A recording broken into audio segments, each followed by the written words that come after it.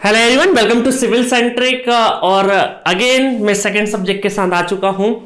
पिछला सब्जेक्ट मैंने इंट्रोड्यूस करवाया था शार्दुल सर से। आप एंजॉय कर रहे होंगे उनके डेमो लेक्चर्स यूट्यूब पे, और जल्दी ही वो नेक्स्ट मंथ में 15 फरवरी के आसपास उनका कोर्स लॉन्च होगा। और आज समय आ गया है आपको सेकेंड सब्जेक्ट इंट्रोड्यूस कराने का।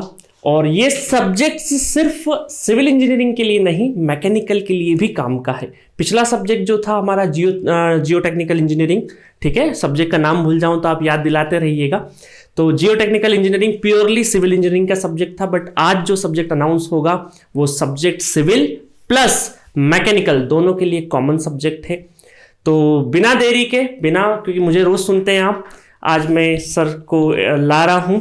और welcome sir, Uma Shankar Tripathi sir. इन सर को आपने बहुत बार देखा होगा, बहुत ज़्यादा ह्यूज एक्सपीरियंस है सर का, ऑफलाइन इंडस्ट्री में और ऑनलाइन दोनों इंडस्ट्री में बहुत ज़्यादा एक्सपीरियंस है। आप चाहें तो यूट्यूब पे सर का सिर्फ नाम आप टाइप कर लीजिएगा, उमा शंकर त्रिपाठी सर, आपको बहुत वीडियो देखने को मिलेगा आपको। और बहुत ज़्यादा रिक्वेस्ट करने के बाद सर ने बोला है कि ठीक है, एक अफोर्डेबल मॉडल है आपका, सारा चीज़ है, तो मैं भी पढ़ाता हूँ यहाँ पे, और दम के साथ पढ़ाएंगे। बहुत जो फील आप चाहते हैं स्टूडेंट के लिए, उस फील के साथ पढ़ाएंगे। तो सर बहुत बहुत आपका शुक्रिया टाइम देने के लिए। सबसे पहले तो बड़ी मशक्क़त लगी, क्योंकि देखिए इंडस्ट्री में बहुत लोग हैं अच्छा पढ़ाने वाले, बहुत अनगिनत लोग हैं, बट उनमें से अच्छी जगह हमारे प्लेटफॉर्म में, हमारे मॉडल में सेट होने वाले फैकल्टी बहुत कम है। उनमें भी कम में भी हमें टाइम लेना पड़ता है, तब जाके वो यहाँ आते हैं। तो सर सबसे पहले तो सब्जेक्ट रिवील करिए, आप कौन सा सब्जेक्ट लेंगे, क्योंकि आपके सब्जेक्ट ऑनलाइन में बहुत अलग अलग डले हुए हैं।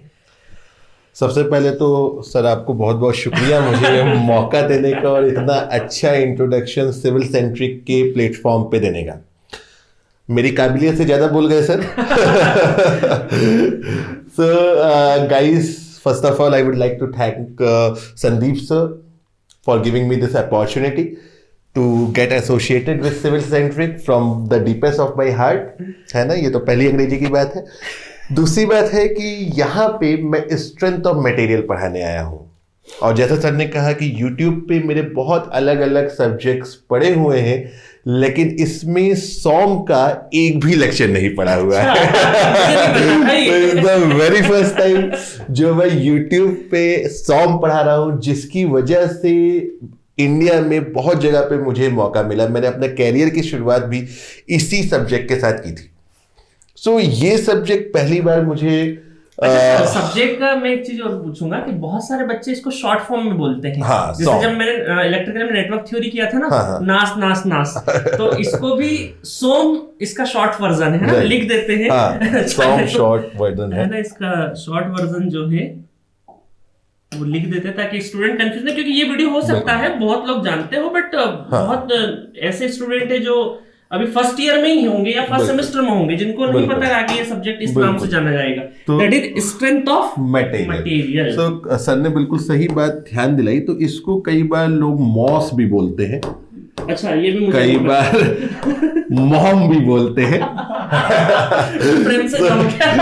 ये सॉम मतलब देखिए, अलग अलग ऑथर और अलग अलग यूनिवर्सिटीज में, जिस यूनिवर्सिटी में जो बुक ज्यादा यूज होती है उसके टाइटल के हिसाब से इसके नाम रख दिए गए हैं।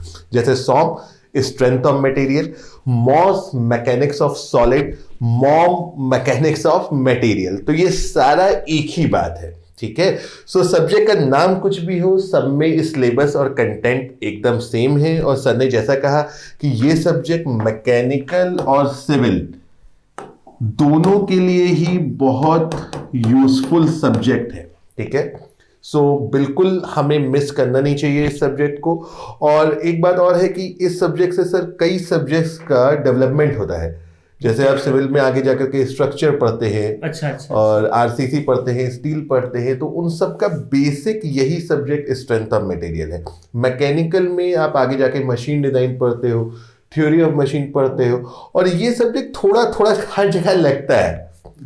मैं ये भी डाउट खाता हूँ कि सर नेटवर्क बहुत अच्छा पढ़ाते, कहीं वहां भी थोड़ा थोड़ा लग रहा हो क्योंकि ये बहुत एक्चुअली बेसिक सब्जेक्ट हम है। लोग जब भी नई ब्रांच चालू करते तो हमें नहीं पता होता है। आप जैसे लोग जो इंडस्ट्री में, और हम लोगों ने ऑफलाइन इंडस्ट्री में बहुत काम किया है, तो ऐसे हमारे बहुत साथीगण हैं जिनसे हम लोग राय मशवरा लेते हैं कि सर पहले कौन सा चालू करें, क्योंकि स्टूडेंट के साथ सीक्वेंस की गड़बड़ नहीं होनी चाहिए।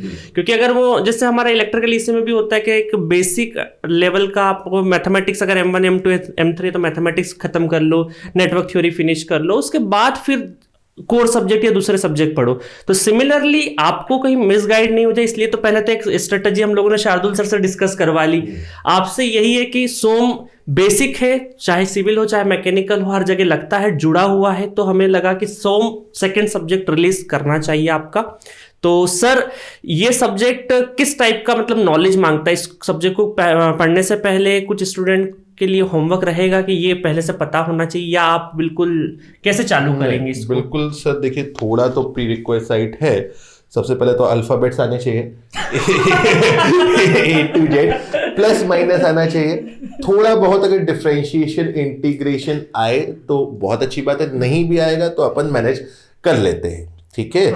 इसके अलावा कहीं से कहीं तक कुछ रिक्वायरमेंट नहीं है। इंटीग्रेशन डिफरेंशिएशन नहीं आए तो मैथमेटिक्स रखा हुआ है एप्लीकेशन पर, मैथमेटिक्स पढ़ के फिर आ सकते हो आप, कोई इशू नहीं। हाँ, और इंटीग्रेशन डिफरेंशिएशन का भी इतना ज्यादा यूज नहीं है कि ये सब्जेक्ट समझ में ना आए, ठीक है।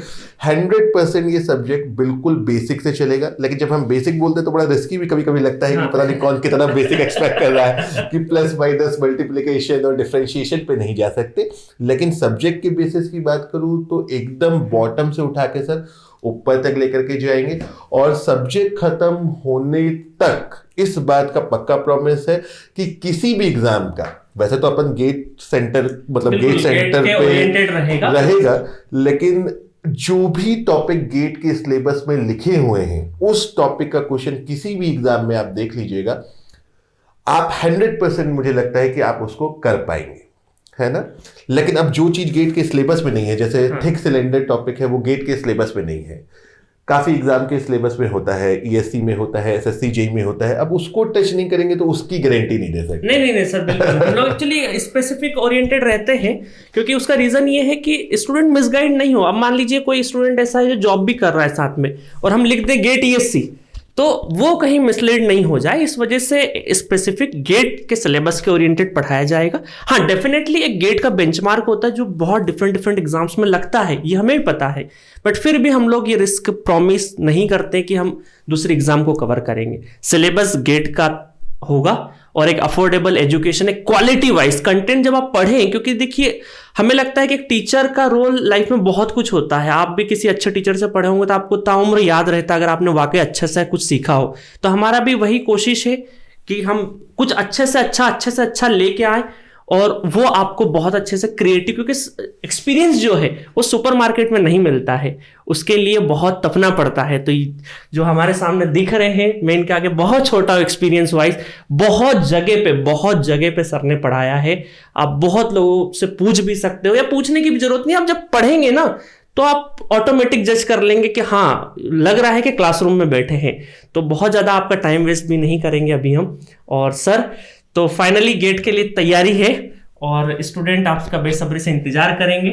तो कल कब से स्टार्ट कर रहे हैं? सर ये सब्जेक्ट हम लोग कल से स्टार्ट कर देंगे। कल से स्टार्ट कर देंगे, और प्रॉपर पहले वीडियो आपको सिलेबस वाला ऑब्वियस मिलेगा, एक गाइडलाइन होगी, उसके बाद सब्जेक्ट चलेगा स्ट्रेंथ ऑफ मटेरियल।